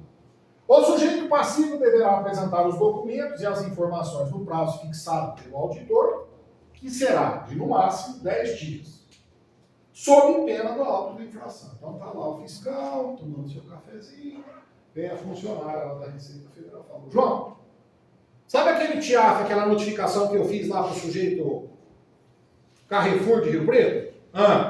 Eu dei 10 dias para ele apresentar os documentos. E aí? Não veio. O diretor pediu para você dar um pulo lá. Aí ele pega, faz o quê? Como ele já esteve notificado, o devedor já está notificado, eu vou ter que comparecer na sede. Então aí o que acontece? Sob pena de auto de infração. Você concorda comigo que eu dei 10 dias para ele e ele não cumpriu? Você concorda que ele está praticando uma infração? Sim. Além de ficar devendo a contribuição previdenciária, agora ele não está cumprindo a obrigação acessória, cujo resultado é multa. Lembra lá da omissão? Multa em dobro, agravamento, lembra lá? Então agora o fiscal amola, ataca, e agora eu vou para cima do devedor. Então ele sai já com a ideia do quê? Intimação para apresentação dos documentos. Aí ele vai pessoalmente no Carrefour e fala: ó, o negócio é o seguinte, foi dar 10 dias para você apresentar os documentos, você não apresentou, eu estou intimando você a apresentar sob pena de auto de infração. Se você não apresentar, vai dar omissão, e aí eu vou multar você com 75, 150, 225 lá, como que. Termo de encerramento é o contrário. Então, o fiscal abre o termo de início para conferir os documentos. E aí, tudo que acontece dentro da ação fiscal, ok? Ela promove a regularização, então vai promover o apontamento. Ó, você estava devendo tanto, a contribuição é essa, já sabemos, agora vamos ver o que você vai fazer. Você vai pagar? Você vai parcelar? Se você não pagar, não parcelar, eu vou ter que entrar com uma ação de execução fiscal contra você. Então, tudo isso é feito, e aí, documento emitido pelo auditor fiscal, quando do término da ação, e destina a cientificar o sujeito passivo da sua conclusão. Deverá constar no termo a expressa referência aos elementos examinados e aos créditos lançados, que serão ao objeto do auto de infração. Então, a grande verdade é o seguinte: quando o auditor disser que acabou a ação fiscal, ele vai ter que dizer o que ele encontrou. Ele vai ter que informar. E neste documento, que é o termo de encerramento, é onde ele faz isso. Todos os documentos, o TIAF, o TIAD e o TEAF, serão emitidos eletronicamente, sem rasura, sem emenda, duas vezes, sendo-lhe dada a ciência ou ao representante legal, ao mandatário ou ao preposto do devedor. Então ele vai chegar lá no Carrefour e falar: quem que é o gerente? Quem que é o diretor? Fulano. Então está aqui, ó, o termo de encerramento da ação fiscal, constatamos isso aqui. No caso de recusa de qualquer um deles, deixará a via destinada no local da ocorrência e no campo destinado ao recibo ele vai escrever: recusou-se a assinar. Por quê? Porque o auditor fiscal tem fé pública. E depois de terminar esse encerramento, ele ainda tem aquele desconto de 50% à vista ou 40%? Lá você lembra que nós temos duas hipóteses, né? Quando ele é notificado ou quando é decisão administrativa. Aí Sim. não é considerado a decisão administrativa. Ele Não, se não, estiver não. dentro dos 30 dias da notificação, ele ainda tem desconto. Sim. É que quando, entenda você, quando eu notifico ele está dentro prazo, ok? Para pagar, para parcelar, não vai haver o auto de infração. O auditor fiscal talvez não vá lá, porque eu dei 10 dias para ele. Então, dentro de 10 dias, sobram 20. Se dentro dos 20 que restarem, o auditor fiscal for lá e tomar providência, ainda está dentro do 30. Então, ele vai ter um desconto. Ainda Sim, sim. Agora, passados 30 dias, não tem mais jeito. Aí ele perde aqueles dois itens lá, de pagar ou parcelar. Aí entra a segunda hipótese, que talvez seja a decisão administrativa. Mas se for apropriação indevida, né, daí ele pode parcelar, né? Inclusive, quando for apropriação, né, que é crime, aí não dá, que aí tem agravamento. Tem crime de sonegação, né, crime.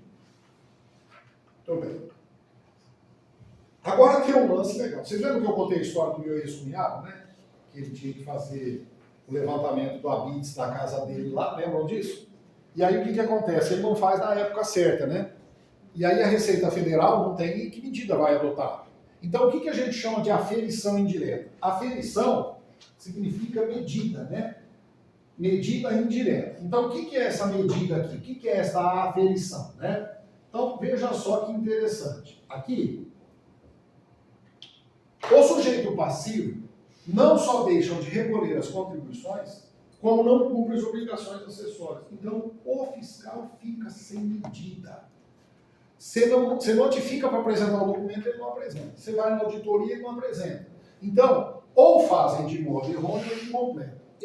Não são todos os contadores que pensam assim, né? Eu fiz contabilidade também, eu tenho noção das coisas, mas tem muita gente que gosta de protelar, assim como advogados.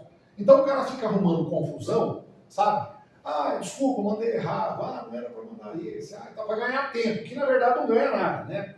Então, as obrigações acessórias são as prestações positivas ou negativas para a arrecadação. E ela possibilita identificar e quantificar valor. Então, quanto mais coisa errada você fizer do ponto de vista de apresentar isso para o fiscal, pior será, né? E aí, na contabilidade, sem isso a Receita fica sem referência. Ela não tem referência. Como é que eu vou calcular, né? Então, como o devedor não está obrigado a demonstrar a sua ilicitude, ninguém é obrigado a fazer prova contra si. Então, eu não vou te dar de mão beijada, procura você. E aí ele diz, surge a oportunidade de se obter os valores irregulares de outros meios. O fiscal fica no saco cheio. Você fica me obrigando a fazer contabilidade para você, eu vou te ferrar. Agora eu vou te estrangular mesmo. Então, o que ele faz? Ele vai lá, é uma regra excepcional, e ocorre só na impossibilidade de identificação da base de cálculo real. Então, o fiscal não pode chegar na empresa com todos os documentos lá e por negligência, por prevaricação. Eu não vou pegar os documentos, não vou fazer a aferição indireta. Isso não pode, por quê? Porque o advogado é um processo administrativo, tributário. O advogado vai dizer, não, você agiu de má fé. Estavam lá os documentos, você não pegou porque você não quis. Tudo bem. Aí tem a questão da proporção, né? Você já viu aquela brincadeira que a gente diz o seguinte, 3 pessoas vão almoçar. Existem 3 bifes. Já ouviram essa? Um bife grande, um bife médio e um bife pequeno. Qual bife você pega se nós tivermos os 3 para almoçar? Normalmente o grande. Por quê? Porque eu gosto de carne. Mas você não é educado. Porque você deveria pegar o bife pequeno, por educação. Ah, tá.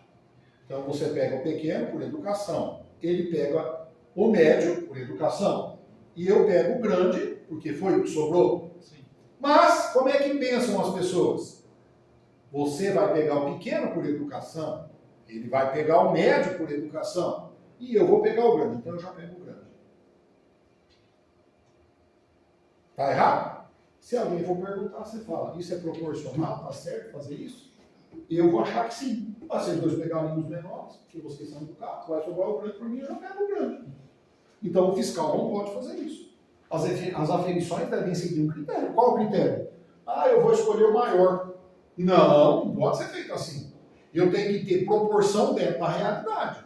Então, por exemplo, como a contribuição não tem efeito de pena, e não tem mesmo, não poderá a Receita estipular valor irreal como sanção, já que esta só poderá ser feita pela multa, no descumprimento da obrigação acessória. Então, se você descumprir a obrigação acessória, eu te multo.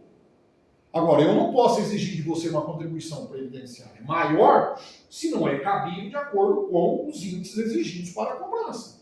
Então, o sujeito passivo tem o direito de ampla defesa contraditória e vai espernear. Todo o processo, vocês viram isso com o web de direito constitucional, né? Toda vez que você estiver acusando alguém de alguma coisa, de natureza trabalhista, previdenciária, tributária, civil, penal, o que for, o sujeito tem direito ao devido processo legal com ampla defesa contraditória. Então aqui é a mesma coisa, né? É um processo administrativo, né, tributário, mas é um direito seu.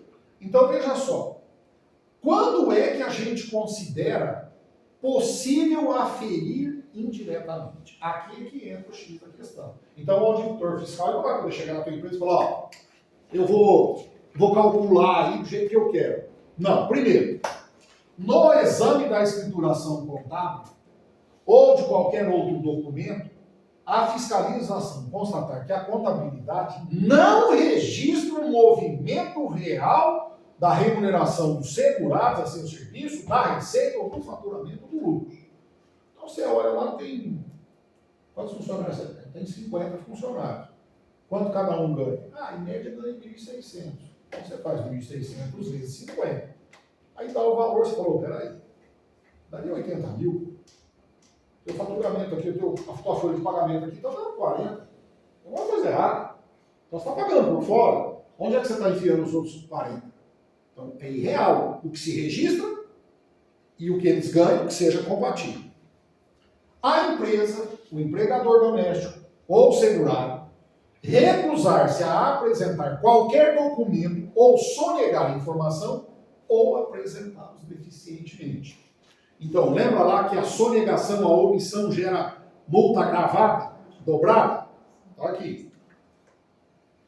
Falta a prova regular e formalização do montante dos salários pagos pela execução de obra de construção civil. Então, esse é o mais comum. Você vê um prédio, 30 andares, 24 andares, 14 andares.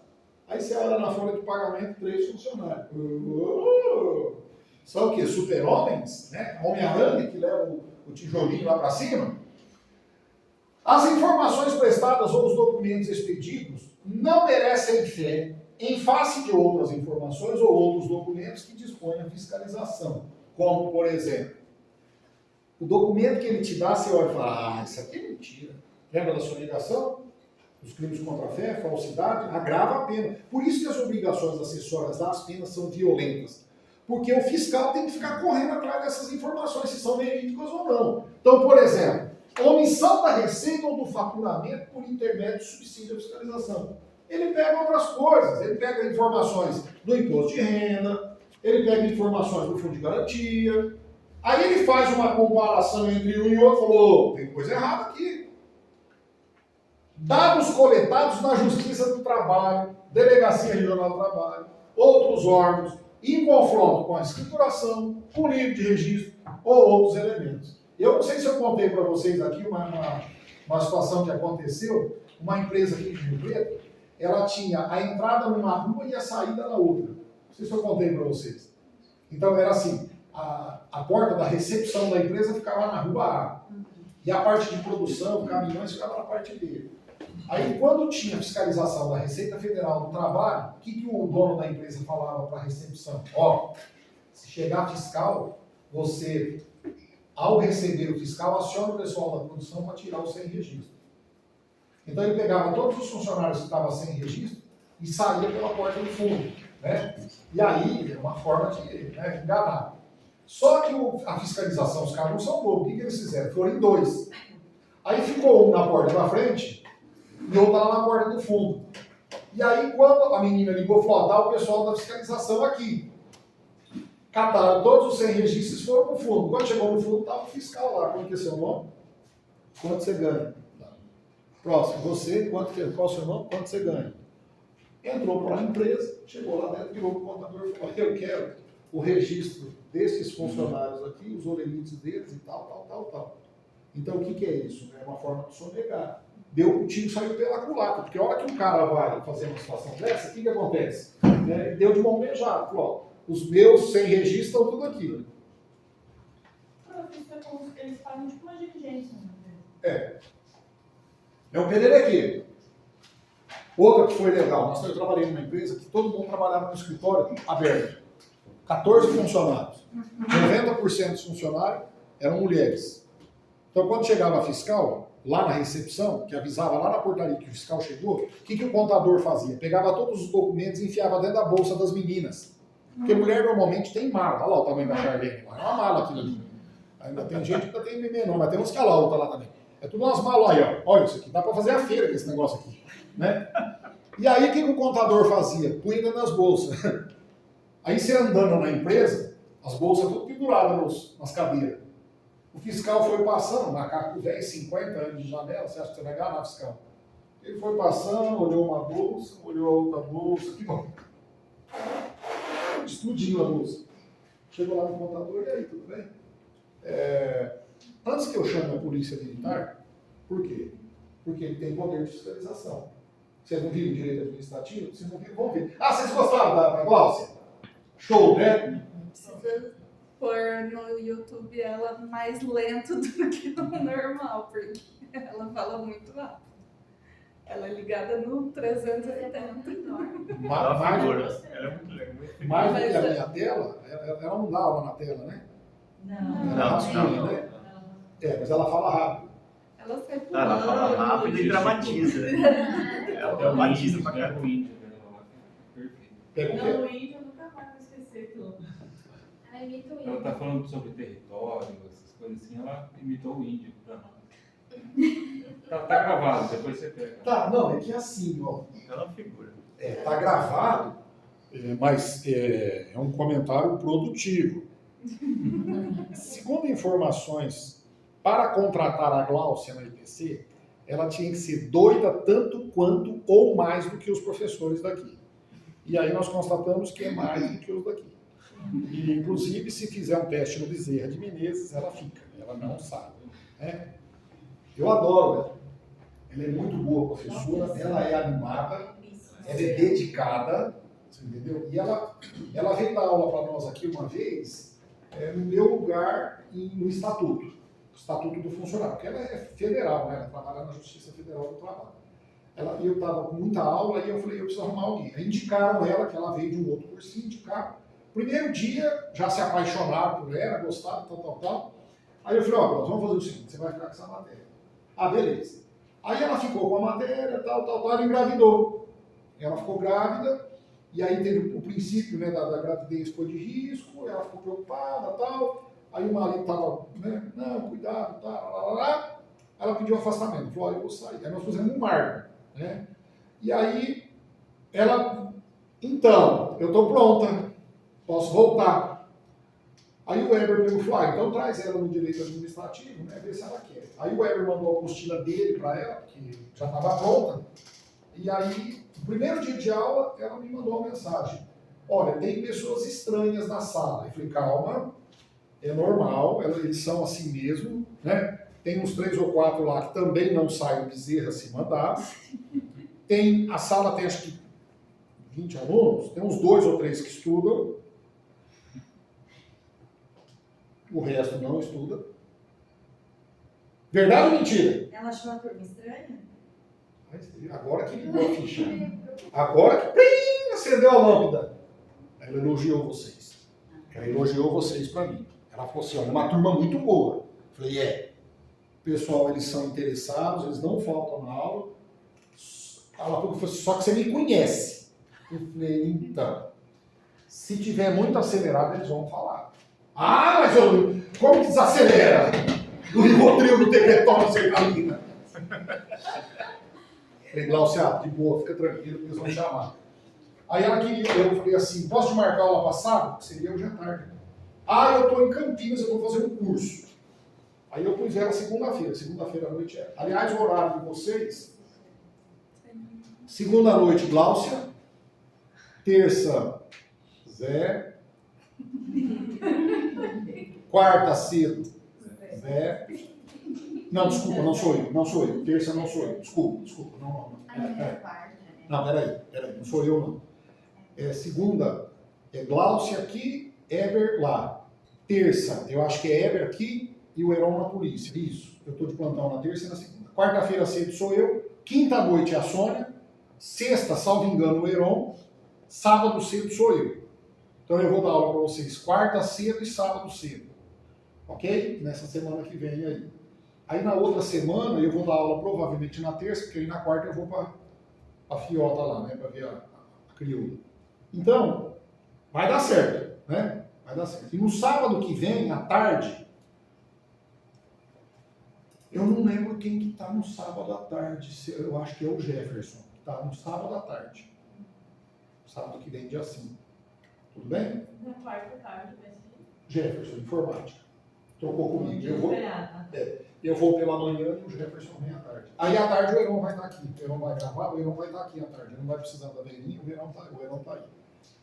Gente, tenham paciência e, sabe, acreditem nas oportunidades. Porque às vezes a gente fica tão tenso, né, preocupado. O importante é que a gente veja todo o conteúdo, que vocês tenham condição, né, de chegar na hora da prova e falar, olha, eu vi isso aqui, eu não estudei, eu não sei, errei. Pelo menos isso. Esse não é muito foco, mas...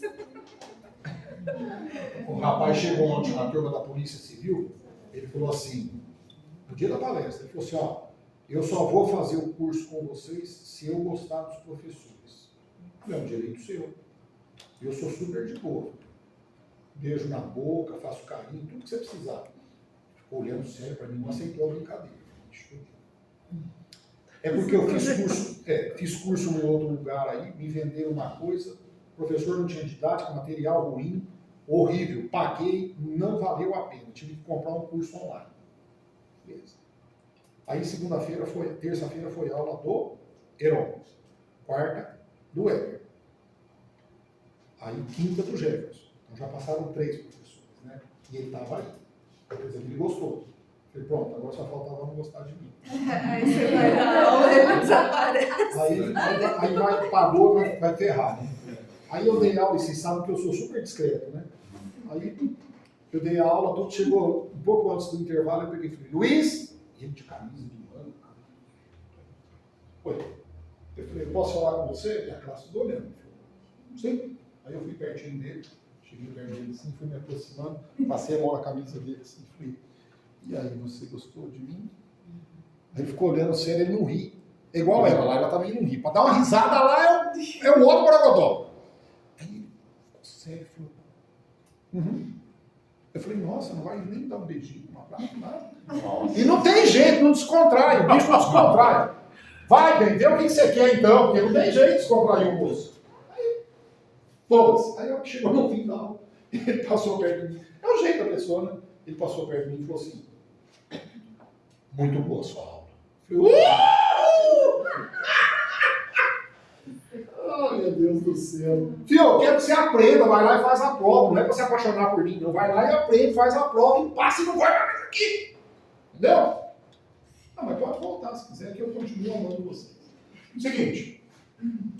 Constatação da execução do serviço contratado, tendo em vista o número de segurados constante da GFIP, com os documentos ou as notas. Então, aquele negócio, 50 funcionários, tem alguma coisa errada. Ou então pior, ou isso aqui, quando ele tem a quantidade de funcionários para a obra não funciona. Um prédio. Como é que um prédio de 14 andares, você tem 3 funcionários na folha de pagamento? Cadê o terceirizado, então? Vai. Teve sessão de mão de obra? Teve empreitada de mão de obra? Porque 3 pessoas não constroem esse prédio aqui. Professor, por acaso o TCU, ele auxilia a Receita Federal na fiscalização desses procedimentos? Ô, Charlene, Porque eu estava lendo a respeito das atividades do TCU em parceria de fiscalizar alguns órgãos ou entidades no auxílio. Tem Tá. as exceções. é que é assim, ó. Quando você fala Poder Legislativo Federal, tá? Então nós chamamos de Tribunal de Contas da União. Quando você fala no Estado, Tribunal de Contas do Estado. Quando você fala do município, alguns têm Tribunal de Contas Municipal, como é o caso de São Paulo. Onde o município não tiver, o TCE vem. O que o TCU fiscaliza? O TCU fiscaliza para lá todo o recurso público que for destinado. Então, toda vez que tiver dinheiro público aqui destinado para lá, o TCU fiscaliza. Quando você fala que a Receita Federal, Secretaria da Receita Federal do Brasil, ela fiscaliza as contribuições sociais, nós precisamos perguntar de onde vem. Então, se a União, o município, o Estado, contribui para a União as contribuições sociais, caso a Receita necessite, ela solicita auxílio. Se tiver verba, recurso público enfiado no meio da coisa, por exemplo, vamos supor que a Santa Casa é uma EBAS. E aí o governo federal, não o TCU, o governo federal, manda uma verba para a Santa Casa realizar uma obra de ampliação. É dinheiro público que foi para a Santa Casa. E aí tem mão de obra nessa construção. A EBAS é isenta, mas tem a mão de obra que foi paga com esse dinheiro. O TCU pode ter curiosidade para saber se ela usou ou não dinheiro lá. Então, nesse sentido, auxilia. Mas só assim, ó. TCU não cuida da Receita. TCU cuida de tudo que diz respeito à União. Entende? Recursos e verbas. Então, pode ter coisa no meio? Pode. Então, se perguntar se ele auxilia, auxilia. Porque ele é auxiliar, na verdade, do Poder Legislativo, né? Porque a única exceção que eu achei do TCU foi que cargos em comissão ele não fiscaliza. Porque isso é próprio da União. Cargos em comissão é a União que Mas os cuida. efetivos, sim. Ele Sim. cuida da parte da admissão. Sim, Mas dos em comissão, não. sim. Porque o comissionado é ad nutum, é livre nomeação, livre exoneração. Isso. Por isso. Caso o documento não preencha os requisitos formais exigidos por lei, considera o fisco deficiente, além daquele que contém informações erradas, ele vai tomar providência, ele vai fazer a aferição indireta. Então, como é que é feito isso? Olha lá, ó. Justificado o procedimento com a identificação indireta da remuneração de mão de obra, faz-se um cálculo arbitrado. Então, por que nós falamos em proporcionalidade? Porque não pode ser incoerente esta cobrança. Então, veja só, para fins de aferição de medida, a remuneração da mão de obra utilizada na prestação de serviço pela empresa, em regra, 40%. Então, se você fizer uma casa de olá, se essa casa custa, por exemplo, para fazer a casa fica em 200 mil, você, dona da casa, vai fazer, O que a Receita entende? 40% desses 200 mil é para a mão de obra. Os outros 60 é materiais, documentação, terreno, o que for, né? Ou 50 no caso de trabalho temporário. Quando é trabalho temporário, ele considera 50. Então, todas as vezes, né, que você tem uma aferição indireta, ele vai fazer na base de 40% ou 50%.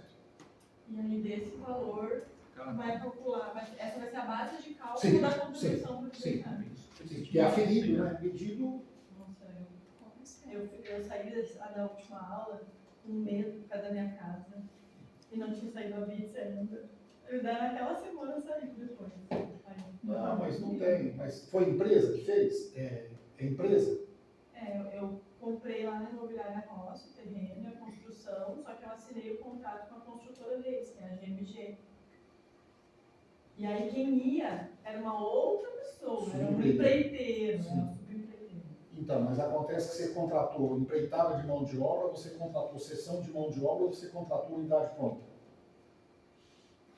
Porque tem imobiliária, construtora e você. É o caso da Charlene que não estava na aula. Lembra que eu contei? Sim. A Charlene não tinha chegado ainda. Então, Charlene, MRV e a executora. Sim. Então, a Charlene comprou o quê? Casa pronta. Eu não quero saber, vocês se viram vocês dois aí. Então, você encontra-se na posição da Charlene, ou quando você foi, você comprou, você vai cuidar da obra ou eles vão te entregar a obra? Como é que foi isso? Então, você precisa ver quem é a O sua contrato unidade. eu assinei com a construtora, não com a imobiliária. Sim. Porque é tudo junto, né? Sim. Mas assim, foi a imobiliária que Sim. cuidou de tudo. Provavelmente você não é solidário. Mas por isso que eu perguntei se eu já tenho uma BITS. Sim, deu certo. Esses Constituição do crédito. 40% aí fica bem superestimado, isso aí, né? Não. É alto. É alto. Acho 40% de mão de obra. Tá. Então nós vamos fazer o seguinte, nós vamos tomar um café, são 10 horas, tá? E aí a gente entra aqui na constituição do crédito, como é que a gente constitui. Se você quiser dar uma paradinha aqui, mas... Tudo bem?